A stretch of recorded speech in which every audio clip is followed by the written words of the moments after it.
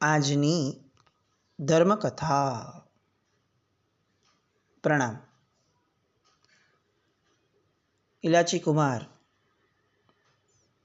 જેમના એક આલંબનથી બે આત્માઓને કેવળ જ્ઞાન અત્યાર સુધીમાં થઈ ગયું.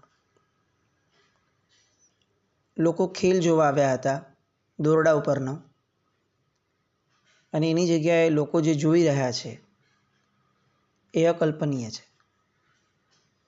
દોરડા પર નાચતા નાચતા કેવળ જ્ઞાન, સિંહાસન પર બેસી અને સ્ત્રી ઉપર મોહાઈ અને કપટ કરતા આત્માને કેવળ જ્ઞાન, પોતાના પતિની હરકતોથી ધિક્કાર ઊભો થાય એવા સમયે એ ભાવની ચિંતવનામાં આગળ વધતા વધતા પણ કેવળ જ્ઞાન.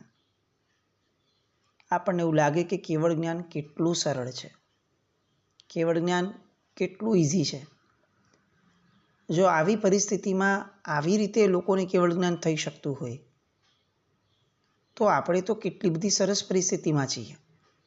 કેટલા સરસ અનુષ્ઠાનો, કેટલા સરસ આલંબનો, કેટલા સરસ ભાવો. આપણને કેવળ જ્ઞાન કેમ નહીં થયું હોય અત્યાર સુધીમાં, આવો પ્રશ્ન થાય. આ ભાવમાં તો ચાલો આપણને ખબર છે કે કેવળ જ્ઞાન શક્ય નથી, પણ આની પહેલાં આપણે આવા ભાવો તો કર્યા નહીં હોય. આવો પ્રશ્ન થવો જોઈએ. આપણો મૂળ મુદ્દો કથાનકમાં આગળ આવવાનો. 3 આત્માઓને કેવળ જ્ઞાન થયું, અને એવા સમયે પેલા રાણીને કેવળ જ્ઞાન થાય છે, એને પેરેલલ એક ઘટના ઊભી થાય છે. ઇલાચી કુમારને દોરડા પર નાચતા નાચતા કેવળ જ્ઞાન થયું. એ જોઈને રાજા પ્રેરાયો, પણ રાજાની સાથે હજી એક વ્યક્તિ હતું જે પ્રેરાયું અને જેની વિચારધારાઓ શરૂ થઈ.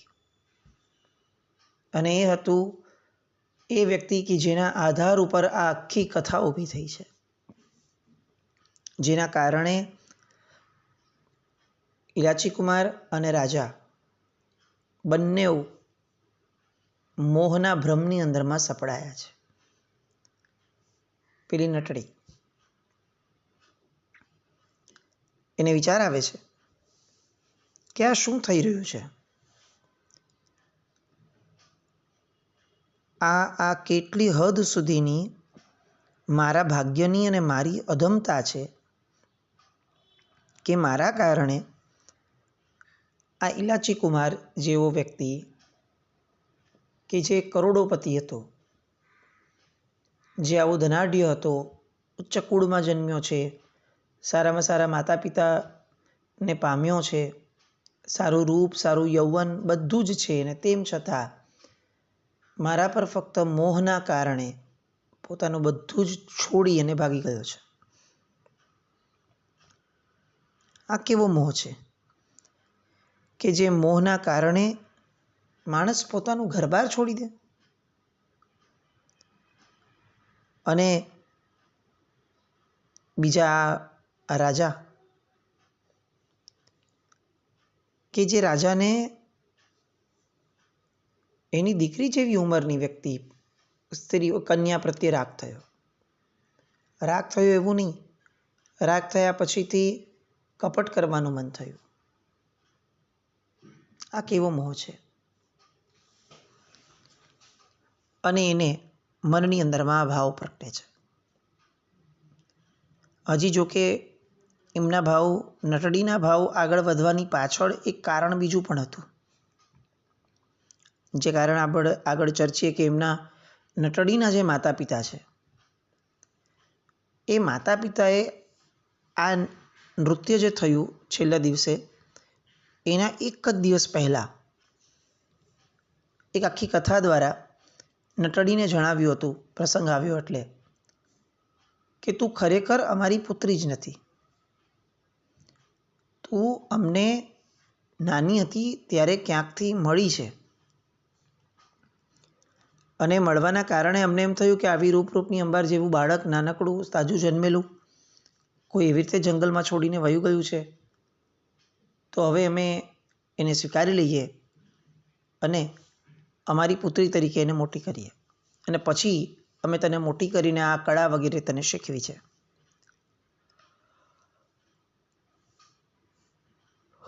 આખી કથા અલગ છે, પણ મૂળમાં આ નટડીને એ ખ્યાલમાં આવે છે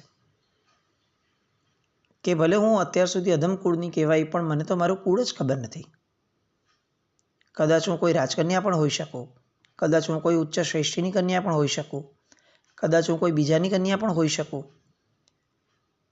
પણ આ સંસાર કેવો અસાર છે, આ કર્મ કેવું ભયંકર છે કે ઉંમરના આટલા વર્ષે ખબર પડે છે કે મેં જેને મા બાપ ગણી અને આખી જિંદગી સેવ્યા, જેના કારણે મેં મારી આખા જીવનની કળાઓ, દિશાઓ બધી બદલી, જેમના કારણે ઇલાચી કુમારની સામે એક શરત મૂકાણી કે તમે આ અમારી કળા શીખો, અમારા જીવા થાવ તો અમે તમને અમારી દીકરી પરણાવીએ. એ જ વ્યક્તિઓ મારા મા બાપ નથી? તો અત્યાર સુધી જે પણ થયું એમના કારણે, એ બધું જ અકારણ ગણાયું. પણ તેમ છતાં એમાં વાંક એમનો પણ નથી, મારો પણ નથી, ઇલાચીનો પણ નથી. મૂળ વાંક તો કર્મનો છે. આ એક વસ્તુ હવે એમના મગજની અંદરમાં હિટ થવાની શરૂ થઈ.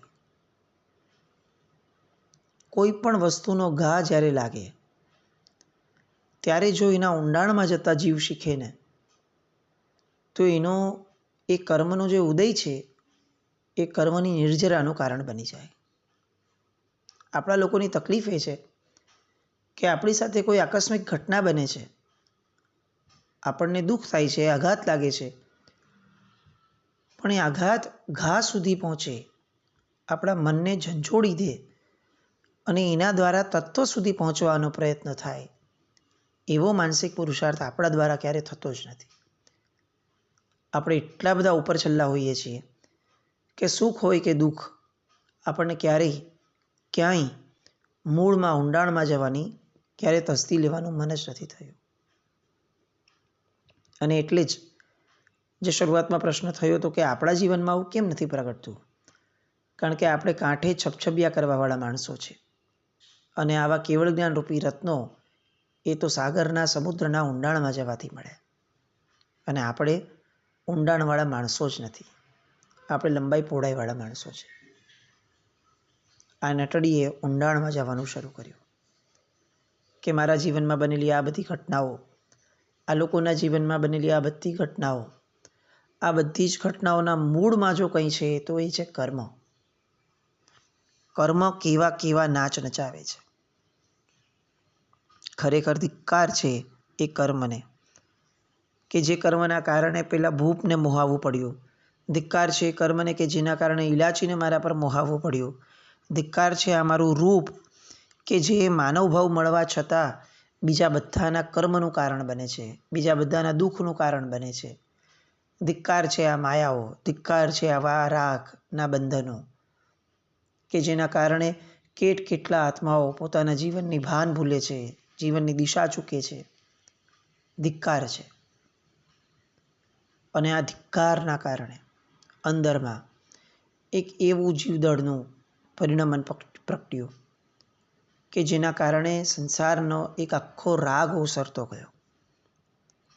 અને રાગ જ્યારે ઓસરે છે ત્યારે વૈરાગ્ય આપોઆપ પ્રગટે છે. કર્મ પ્રત્યે ધિક્કાર પ્રગટ્યો અને એના કારણે એક વૈરાગ્ય પ્રગટ્યો. મારે આ કર્મથી જ મુક્ત થઈ જવું છે, મારે આ જન્મને જરા એના બંધનથી મુક્ત થઈ જવું છે, મારે આ બધા મોહ મમતા, એ બધાના જે આ પારાવાર દુઃખો છે એ દુઃખોથી જ મુક્ત થઈ જવું છે. તો એની માટે ઉપયુક્ત શું છે? ઉપયુક્ત છે પેલા મુનિવર, એણે લીધેલો માર્ગ. કેવા સુખી છે, કેવા ઉત્તમ છે કે એમના આધારે આ ઇલાચીને દોરડા પર નાચતા નાચતા પણ શુભ ભાવો પ્રગટ્યા. ખરું જીવન તો એમનું છે. જીવનમાં સુખી તો એ છે કે જેમણે અનેકોને સુખી થવાનો માર્ગ વગર બોલ્યા આપ્યો છે. સાધુપણું, મુનિપણું એ ક્યારેય પ્રવચનનો આધીન થાય એવો માર્ગ ન હતો આપણે ત્યાં. મુનિપણું સ્વયં એક મસ્તી છે, મુનિપણું સ્વયં એક ઉપદેશ છે. મુનિપણું સ્વયં એક આલંબન છે. અને આલંબનને આધારે જો ઇલાચીને કેવળ જ્ઞાન થાય છે, જો ઇલાચી કર્મથી મુક્ત થઈ શકે છે, તો હું પણ કર્મથી મુક્ત થઈ શકું છું. એમ વિચારતા વિચારતા નટડીને ભાવ પ્રગટ્યા કે હું પણ આ માર્ગે જાઉં, ચારિત્ર ગ્રહણ કરું, ચારિત્ર ગ્રહણ કરીને સાધના કરું, એવી સાધના કરું કે જેના કારણે આવું રૂપ ફરીથી મેળવવું ન પડે. એ રૂપ જેના કારણે મારે મેળવવું પડ્યું, કે જે શ્રાપ રૂપ બન્યું છે, એ કર્મને જ હું નષ્ટ કરું. હું આ રૂપને ખતમ કરું એવું નહીં, આ રૂપના મૂળ કારણરૂપ કર્મને ખતમ કરું. હું ઇલાચીથી દૂર થાવ એવું નહીં, જે મૂળ કર્મના કારણે ઇલાચી મારી પર મોહાયો છે, એ રાગને દૂર કરું. હું આ રાજાથી દૂર થાવ એવું નહીં, આ રાજા જે મોહનીય કર્મના કારણે મારા ઉપર આસક્ત થયો છે, એ મોહનીય કર્મને હું નાશ કરું. કર્મના મર્મને વેધવાની પ્રોસેસ શરૂ થઈ. આપણે બહુ પ્રવૃત્તિઓને જોઈ અને વૃત્તિમાં જતા ભૂલી ગયા છે. પ્રવૃત્તિઓના સ્તર ઉપર આપણે એટલા બધા આસક્ત થઈ ગયા કે આ પ્રવૃત્તિના મૂળમાં કોઈક વૃત્તિ છે એ વિચારણા કરવાનું આપણે રહી ગયું. અને આ બધા આત્માઓ એ વિચારણામાં પડ્યા. પોતે ચિંતવે છે કે એના કરતાં હું ચારિત્ર લઉં, ચારિત્ર લઈ અને ચયાતિ રિક્ત ઇતિ ચારિત્ર, સંચિત કરેલા કર્મથી મુક્ત થાવ, એ મુક્ત થવાના માર્ગ પર સંચરું. એ ભાવનામાં આગળ વધતા વધતા વધતા આ નટડીને પણ ત્યાં જ ઊભા કેવળ જ્ઞાન થયું. આપણને એમ થાય, શું આ અદ્ભુત ક્ષણો હશે? કઈ એ ઉત્તમ મુહૂર્તની પળ હશે કે જ્યારે પેલા મુનિવર વોરવા નીકળ્યા હશે? કઈ એ ઉત્તમ ભાવના હશે પેલી પદમણી સ્ત્રીની કે જેને વોરાવતા પોતાના ભાવો તો ઉચક્યા, સામે કેટલાય આત્માઓના ભાવોને ઉચક્યા. એક ઉત્તમ ધર્મ કેટલા બધાની ઉત્તમતાને જગાડવામાં નિમિત્ત બને છે. ધર્મની તાકાત, સૂક્ષ્મના બળની તાકાત કેવી ગજબનાક છે. આપણે જેને બહુ સામાન્યપણે એક સુપાત્ર દાન કહી દઈએ છીએ, ખરેખર તો ક્યારેક પ્રશ્ન થાય કે સુપાત્રને દાન ક્યાંથી હોય? સુપાત્રની તો ભક્તિ ન હોય? અને તેમ છતાં આપણે ઘણી બધી વાર સુપાત્ર દાન શબ્દથી આગળ વધી જઈએ છીએ, પણ આ ભક્તિ સુપાત્રની કરેલી આ કેવું અદ્ભુત પરિણામ લાવી શકે એમ છે. આપણે પરમાત્માનું શાસન પામીને જે યોગો પામ્યા છે, એ યોગો કેવી ઉત્તમતાને આપે એવા છે. અને એ જ યોગોને પામી જો આપણે એવી ઉત્તમતાને સ્પર્શી નથી શકતા, તો નક્કી માનવું પડે કે આપણા યોગ સેવનની પ્રોસેસમાં, આપણા યોગ સેવનના ભાવમાં કચાશ છે. આપણે કંઈક એવું ચૂકી રહ્યા છીએ કે જે આ બધા વ્યક્તિઓ પામી અને કૃતાર્થ બની ગયા. એ પદમણી સ્ત્રી, એ મુનિવર, એમને તો કેવળ જ્ઞાન થયું એવી કોઈ વાત આવતી નથી, પણ એમના આધારે અહીંયા ઇલાચી કુમાર, પટરાણી, રાજા અને નટડી, આ ચારેય આત્માઓને કેવળ જ્ઞાન થયું. એક આલંબન જીવને આ સંસાર સાગરથી પાર ઉતારવા માટે પૂરતું છે. આપણે કેટલા આલંબન પછી ધર્મના મર્મને સમજશું? આપણે કેટલા આલંબન પછી અંદર ઉતરતા શીખશું? બાહ્યના આ બધા જ અનુષ્ઠાનો એ હકીકતની અંદરમાં અંદર ઉતરવા માટેના સાધનો હતા. આપણે ત્યાં જ અટકી ગયા. આપણે એને જ અંતિમ સ્થળ માની લીધું. અને એની મોકાણો એ છે કે એ ઉત્તમ યોગો પણ આપણને આપણી ઉત્તમતાને પામવામાં સહાયક નથી બની શકતા. આ બધા જ ચારે ચાર આત્માઓના આ ઉત્સવને કરવા માટે વાણવ્યંતર દેવો આવ્યા.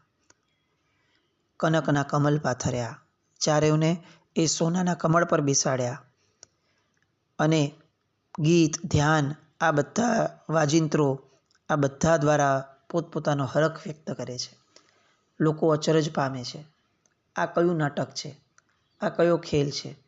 આ અચાનક શું થયું? અને ત્યાં દેવતાઓ દેવદુંદુભીના નાદ દ્વારા ઘોષણા કરે છે કે આ ચારેય આત્માઓ આ જગતના મૂળ સમા કર્મથી મુક્ત થઈ કેવળ જ્ઞાન, કેવળ દર્શનને પામ્યા છે. શાસન દેવી આવ્યા, હરખાતા હરખાતા આવ્યા, ચારેય આત્માઓને ઓઘો અને મુપત્તિ એમની સામે લઈને ઊભા રહે છે. આમ આ ચારેય આત્માઓ હવે કૃતકૃત્ય છે. એ લોકો ઓઘોને મુપત્તિ ન પણ લે, વેશ ન પણ લે, તો પણ કે એ લોકોનો મોક્ષ અટકવાનો નથી. પણ આ આચાર છે. આ જગતની અંદરમાં કોઈ પણ શુભતા એ એના સારા વ્યવહારથી શોભે છે. અશુભ વ્યવહારથી શુભતા એ શોભતી નથી. અને એટલે જ આ શુભતા માટે એક વેશ બહુ આવશ્યક છે, આ વ્યવહાર આવશ્યક છે. અલબત્ત નિશ્ચયની આવશ્યકતા કંઈ જ નથી, પણ તેમ છતાં આ એક આચાર છે. દેવદેવીઓ આવ્યા, શેષન દેવી આવ્યા, ચારેયની સામે ઊભા રહ્યા.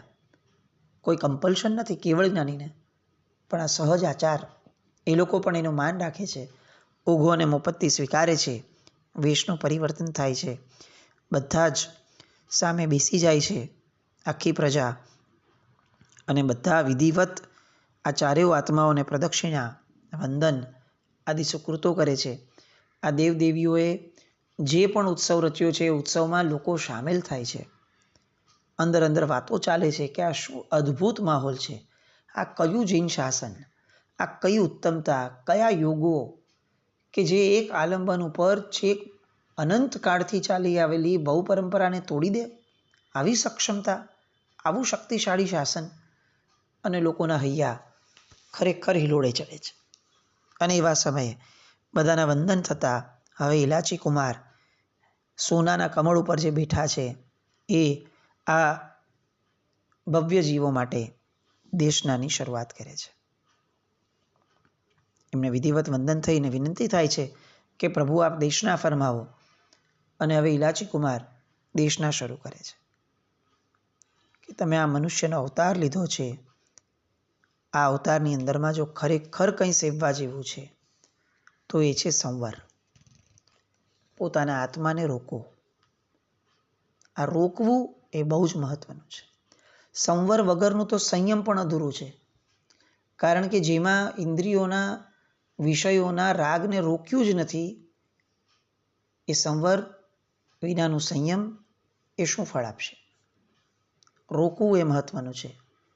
અને એટલે તમે શેનાથી રોકો? તો કે અસ્થિર એવા કુટુંબ પરિવાર, એની જે કારમી મમતા છે એનાથી પોતાના આત્માને રોકો. કેમ? કારણ કે આ કરી કરી અને અત્યાર સુધી જીવના ભવિષ્યની અંદરમાં સડો જ આવ્યો છે, બીજું કંઈ જ આવ્યું નથી. આ મમતા જે છે એ તો આ મોક્ષના દ્વારની કુંડી છે, એ જ્યાં સુધી ખુલશે નહીં, એ જ્યાં સુધી છૂટશે નહીં, ત્યાં સુધી મોક્ષનું દ્વાર ખોલવાનું નથી. આ લોભ, આ અપેક્ષાઓ, જીવ જો સોનાની કોડાકોડી સોનાની પ્રાપ્તિ થાય જીવને, તો પણ જીવને ક્યારે પણ એની અપેક્ષાઓથી તૃપ્તિ મળતી નથી. અતૃપ્તિ એ જ સંસારનું મૂળ છે. આ અતૃપ્તિથી મુક્ત થાવ. અને પછી પોતાની આખી વાતો એ મૂકે છે કે જ્યારે સૂક્ષ્મ અને બાદર એમાંથી જ્યારે અમે ઉપર આવ્યા આપણે બધા જ, ત્યારે એ સૂક્ષ્મ અને બાદરની કરુણા થકી અમારું જે ઉત્થાન થયું છે, જીવની વિચારણા થકી જે અમારું ઉત્થાન થયું છે, જીવના જીવત્વને માન આપવાની ભાવનાથી અમારું જે ઉત્થાન થયું છે, એ ઉત્થાનને તમે પણ પામો. દરેક જીવને પોતાના સમા ગણો. પોતાને શિવ સમાન ગણવાના છે અને દરેક જીવને પણ પોતાના સમાન ગણવાના છે. દરેક જીવમાં શિવત્વ છે, એનો સ્વીકાર કરવાનો છે, એનો આદર કરવાનો છે. આ જ કરુણા છે, આ જ મૈત્રી છે, આ જ જીવદયા છે, આ જ પ્રમોદ ભાવ છે અને આ જ ધર્મ છે. એમ કહી અને જે આખીને આખી જિનેશ્વર ભગવંતોએ બાખેલો માર્ગ છે 84 લાખ યોનિનો, એ આખો માર્ગ જે છે એ અહીંયા બતાવે છે. એક વિષયનો સેવન એ જીવને કેટલું ભયંકર કુકર્મ બંધાવે છે એની પણ વાત આવરે છે. અને આ વાત આવરતા હવે વાત નીકળે છે એમના પોતાના પૂર્વભાવની. આ નાટકણી એ આ કુળમાં કેમ અવતરી, આ રાજા અમારી પર કેમ મોહાયો, હું કેમ નટડીની પાછળ મારો આખો પરિવાર છોડીને આવી ગયો, એવું તે કયું મૂળ છે કે જેના આધારે આટલી બધી ઘટનાઓ થઈ. એ મૂળ જેનામાં છે એ પૂર્વભાવની વાત એ સાંભળવા આવતીકાલે આપણે ફરીથી મળશું. જીના જ્ઞાવૃત કંઈ પણ બોલાય તો નિચ્છામી દુક્કડમ. જય નમ જય અતિશાસન.